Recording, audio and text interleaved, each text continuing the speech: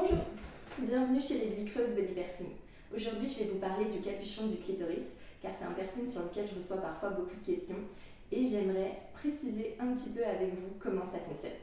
Déjà, le piercing du capuchon du clitoris, on ne touche pas le clitoris. On va vraiment percer la fine membrane qui se situe au-dessus et c'est le bijou qui va frotter sur le clitoris et ainsi amener une réaction.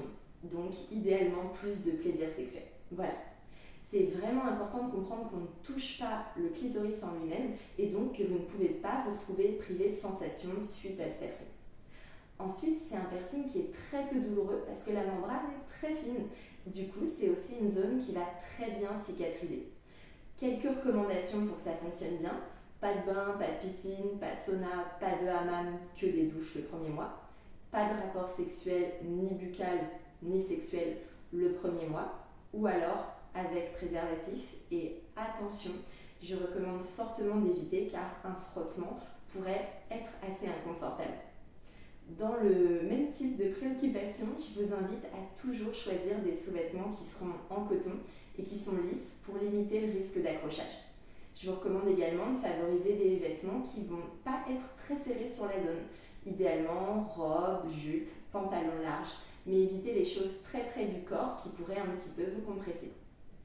Ensuite, les contraintes, je pense que de ce côté-là, il n'y en a pas énormément. C'est une zone qui est naturellement protégée par son emplacement et surtout qui est très facile à nettoyer puisqu'il va s'agir de prendre 2 douches par jour, de laver avec un savon pH neutre et de nettoyer avec un spray nasal type Stérimar, Nelmed.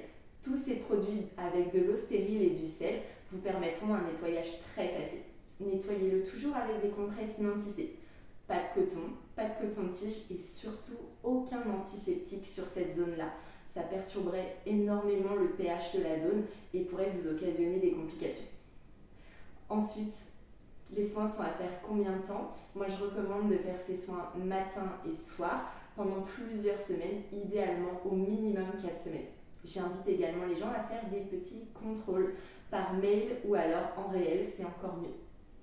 Avez-vous des questions ? Si oui, vous pouvez me les envoyer sur contact@l'aiguillecreuse.fr et je me ferai un plaisir de réaliser votre prochain piercing.